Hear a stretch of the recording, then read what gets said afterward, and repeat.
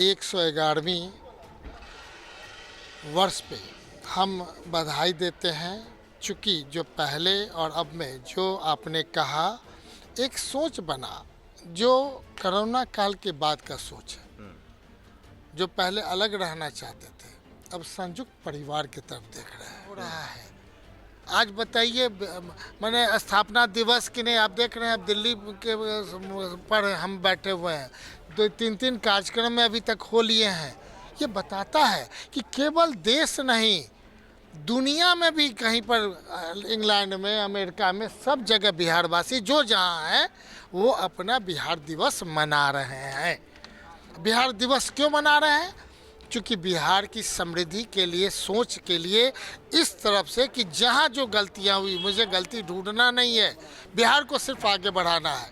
और पूरे देश में मैं स्पष्ट रूप से कहना चाहता हूँ, 1 to 5 में आने का जो ललक है, सोच है, उस दर्द के साथ आगे बढ़ने का है। और पूरे देश में हर एक क्षेत्रों में 1 to 5 में बिहार राज्य को लाने का है, यही दर्द है। बिहार के उद्योग मंत्री समीर सेठ साहब हैं हमारे साथ, और आज बिहार दिवस भी है। क्या होगी बिहार की रूपरेखा ऐसे समय में जब बिहार दिवस मनाया जा रहा है? मैं एक बात क्लियर कर दूं कि जिस तरह से पूरी दुनिया में भारत के लोग एनआरआई के तौर पे इतिहास रचते हैं, कहीं वो भारत के लोग उपराष्ट्रपति हैं अमेरिका में, इंग्लैंड में वो भारतीय मूल के हैं, जब बंटवारा नहीं हुआ था, प्रधानमंत्री हैं, मंत्री हैं, जज बनते हैं, और हम भारत के लोग प्राउड करते हैं। लेकिन बिहार के साथ ये क्यों नहीं होता है? उसी तरह से बिहार के लोग पूरे देश में, चाहे वो मजदूर हो, चाहे वो कलेक्टर हो, चाहे जज हो, हर तरह की नौकरी में भी हैं, बिजनेस में भी है, लेकिन बिहार को लेकर एक तरह के माइंडसेट है, एक तरह की वर्जनाएँ हैं, उस पर ही बात करेंगे। और ये भी समझने की कोशिश करेंगे कि ऐसे दौर में 21वीं सदी में बिना औद्योगिक क्रांति के, बिना कॉर्पोराइजेशन के भी भला नहीं हो सकता है। तो इंडस्ट्रियलाइजेशन को लेकर क्या पॉलिसीज है? समीर साहब, पहले तो बिहार दिवस पर क्या मैसेज देंगे बिहार के लोगों को, बिहार सरकार के मंत्री के नाते? निश्चित तौर पे पूरे देश विदेश बिहार के सभी लोगों को 111वीं वर्ष पे हम बधाई देते हैं, चूँकि जो पहले और अब में जो आपने कहा एक सोच बना, जो कोरोना काल के बाद का सोच है। जो पहले अलग रहना चाहते थे, अब संयुक्त परिवार की तरफ देख रहे हैं। क्योंकि कोई ऐसा नहीं होगा पूरे हमारे बिहार के लोग जिनके कोई ना कोई जान पहचान के लोग पूरे दुनिया से लौट के आना चाहते थे, देश से लौट के आना चाहते थे, अपने मट्टी को प्रणाम कर रहे थे, बिहार में प्रवेश करके मट्टी को छू रहे थे। ये दर्द उस समय जो उभरा, आज उस दर्द के साथ बिहार के माननीय मुख्यमंत्री नीतीश कुमार जी हों, हमारे आदरणीय रेस्पेक्टेड उप मुख्यमंत्री तेजस्वी जी हों, सबों ने इस बात के लिए समीर महासेठ उस तरफ ध्यान दिलाते हुए अपने लोगों में बजट के माध्यम से हो, रोजी रोजगार के माध्यम से हो, हर तरफ हम लोग चाह रहे हैं कि बिहार उस तरफ जाए और बिहार के लोग ही बिहार को आगे बढ़ाने के लिए दृढ़ संकल्पित हों। मैं स्पष्ट रूप से आपके इस चैनल पे कहूँगा कि जो पहले बिहार में ये कार्यक्रम बहुत कम होते थे, अब एक एक ब्लॉक में हो रहा है। आज बताइए, मैंने स्थापना दिवस की नहीं, आप देख रहे हैं, अब दिल्ली के पर हम बैठे हुए हैं, 2-3 कार्यक्रम में अभी तक हो लिए हैं। ये बताता है कि केवल देश नहीं, दुनिया में भी कहीं पर, इंग्लैंड में, अमेरिका में, सब जगह बिहारवासी जो जहाँ हैं वो अपना बिहार दिवस मना रहे हैं। बिहार दिवस क्यों मना रहे हैं? क्योंकि बिहार की समृद्धि के लिए, सोच के लिए, इस तरफ से कि जहाँ जो गलतियाँ हुई, मुझे गलती ढूंढना नहीं है, बिहार को सिर्फ आगे बढ़ाना है।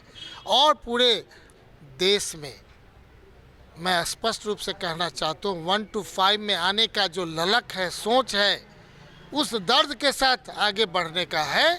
और पूरे देश में हर एक क्षेत्रों में 1 to 5 में बिहार राज्य को लाने का है, यही दर्द है। अब एक आंकड़ा तो आया है कि आप लोगों की जो ग्रोथ रेट है वो टॉप क्लास का है बिहार का। देखा जाए, सड़क में, बिजली में, पानी में, पर्यावरण में, उद्योग में। नहीं, उद्योग में मैं उद्योग क्या समस्याएं हैं बेसिकली? क्या वो फर्टाइल लैंड है, गंगा का मैदानी भाग है, चूंकि फार्म लैंड है, इसलिए उद्योग तो उतना उद्योग को लेकर क्या अलग से स्ट्रेटजी है आप लोग? पूरी तरह स्ट्रेटजी अलग है ना, जो पहले एकदम नहीं था, जो पूरी तरह है। जैसे विशेष राज्य की दर्जा की बात होती है, उसका अलग है। क्यों विशेष राज्य की दर्जा, क्यों स्पेशल इकोनॉमिक्स जोन्स?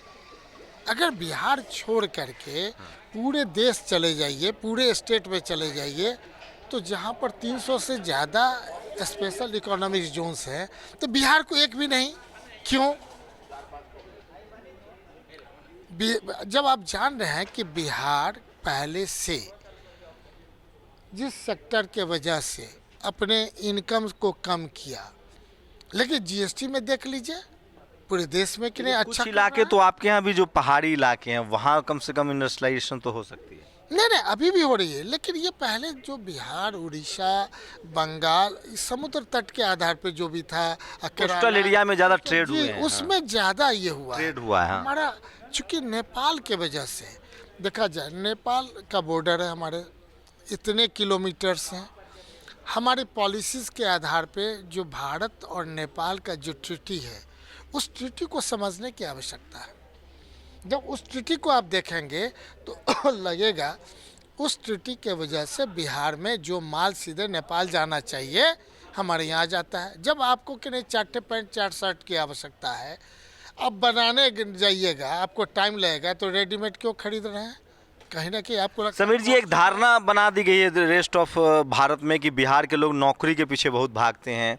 क्या जो एक नया जो अभी ट्रेंड चल रहा है, चाहे वो डिजिटल में हो, बिजनेस में हो, जो लोग अपना छोटे छोटे जो जैसे पहले लघु उद्योग था, कुटीर उद्योग था, अब लोग कह रहे हैं कि इंटरप्रेन्योरशिप, उसको लेकर कोई स्ट्रैटेजी है? क्योंकि आपके राज्य के युवा दुनिया भर में, देश भर में अपने आप को इस्टेब्लिश कर रहे हैं, तो उनको फिर से बिहार लाया जाए, चूँकि टैलेंट है उनमें।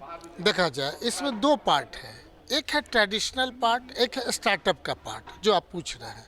तो स्टार्टअप पार्ट में जहाँ साल में एक बार लोग आते थे, उद्योग डिपार्टमेंट में अप्लाई करते थे, हमारे 500 करोड़ से वो सीड्स मनी तैयार किया गया। लेकिन आपको जानकर के आश्चर्य होगा, अब केवल आज आप अप्लाई करिए, अब 45 दिन के अंदर आपको कि नहीं ट्रेंड करके, अगर जो लोग उसके लिए सक्षमता है उन्हें हम लोग पैसा दे देते हैं। तो जहाँ साल में होता था 45 दिन के अंदर हो रहा है। अब आ जाइए ज़मीन का भी जो सिस्टम है, पहले अप्लाई होता था 6 महीना, साल भर, 2 साल के बाद मिलता था। अब आप अप्लाई करिए, 10 दिन के अंदर आपको कि नहीं हम लोग अलॉट कर देते हैं। तो फास्टली काम बढ़ाने का है। और बिहार सरकार ज़मीनें भी मतलब रेंट पर उपलब्ध करा रही है या लीज दे रही है? दोनों तरह का है ना। अगर मान लीजिए आपको उद्योग धंधा खोलना है तो ज़मीन में भी अप्लाई कर सकते हैं। इंडस्ट्री डिपार्टमेंट के वेबसाइट पर जा करके आप डायरेक्ट अप्लाई कर सकते हैं, ऑनलाइन कर सकते हैं। मिनिमम कितना इन्वेस्टमेंट का क्राइटेरिया है आप लोगों का? देखा जाए 3 सेक्टर है ना। अगर मान लीजिए हम लोग हैं एक प्लग एंड प्ले स्टार्ट कर रहे हैं, स्टार्ट कर चुके हैं, और उसमें 1.5 लाख स्क्वायर मीटर सेट्स बन करके रेडी चल रहा है।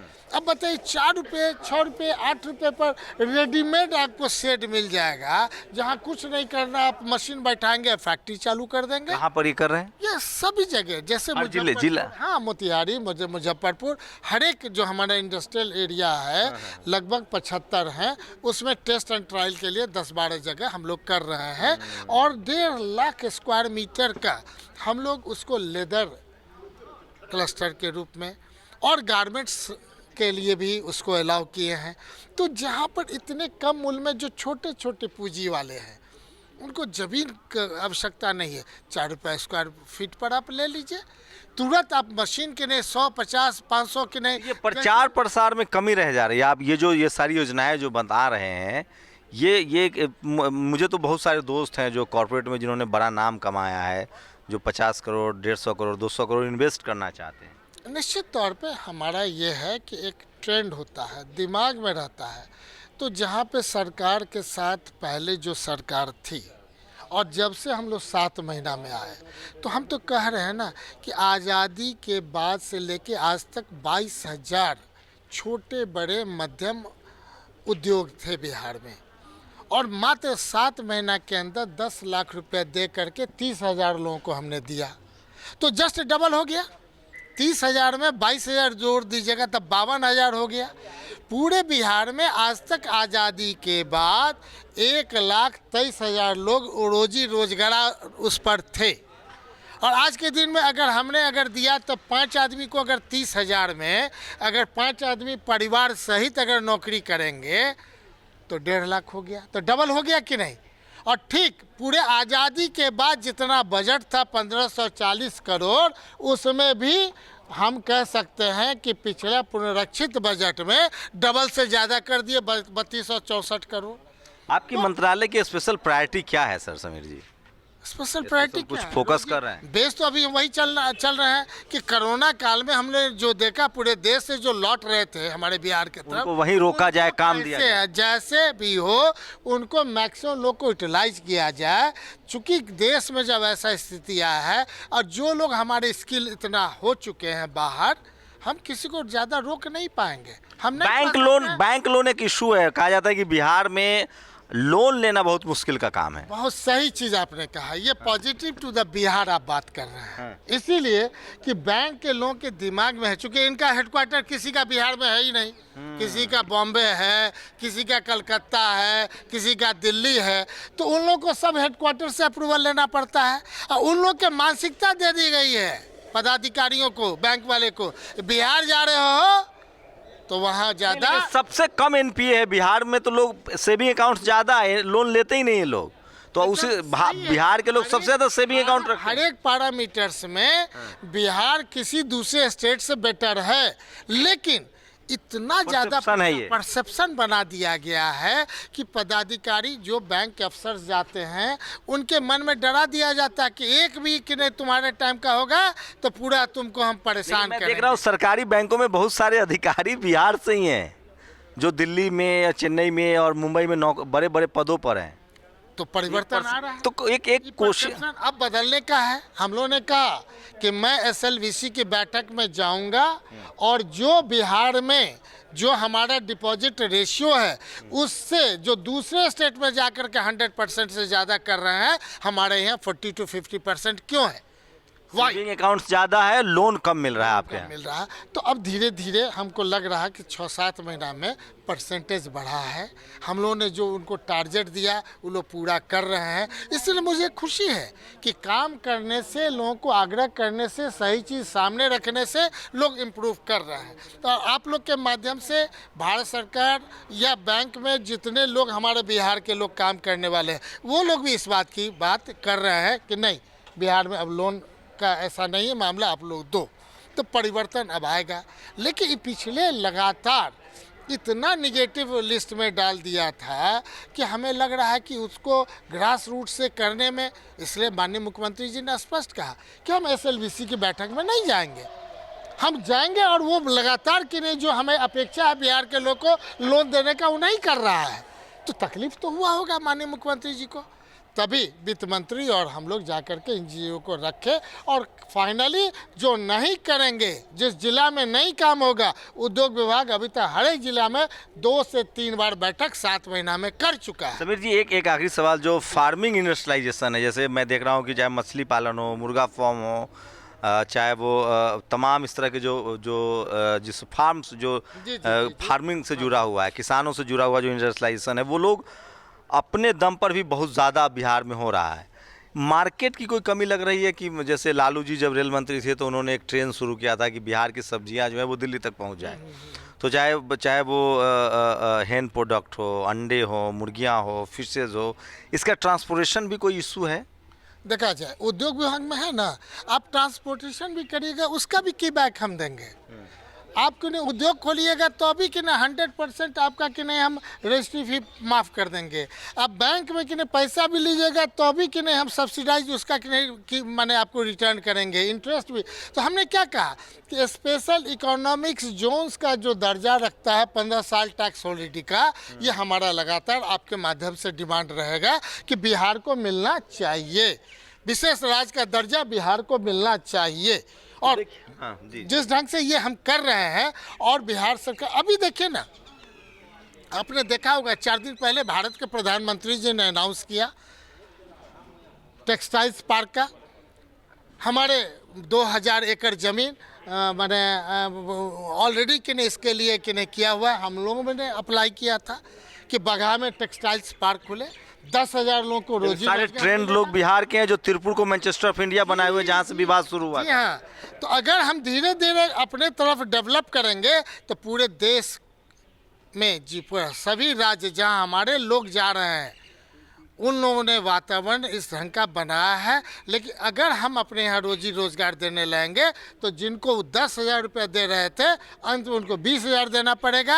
अगर हम उनको डेवलप कर देंगे, 20,000 देंगे, तो 40,000 से लोग त्रिपुर या कहीं भी जाएंगे। एक बड़ा- वो परिस्थिति हम पैदा करना एक चाहते बड़ा हैं। सवाल है, यूपी बिहार जनसंख्या के लिहाज से देश के बड़े राज्य हैं जिसको ह्यूमन रिसोर्सेज कहा जाता है।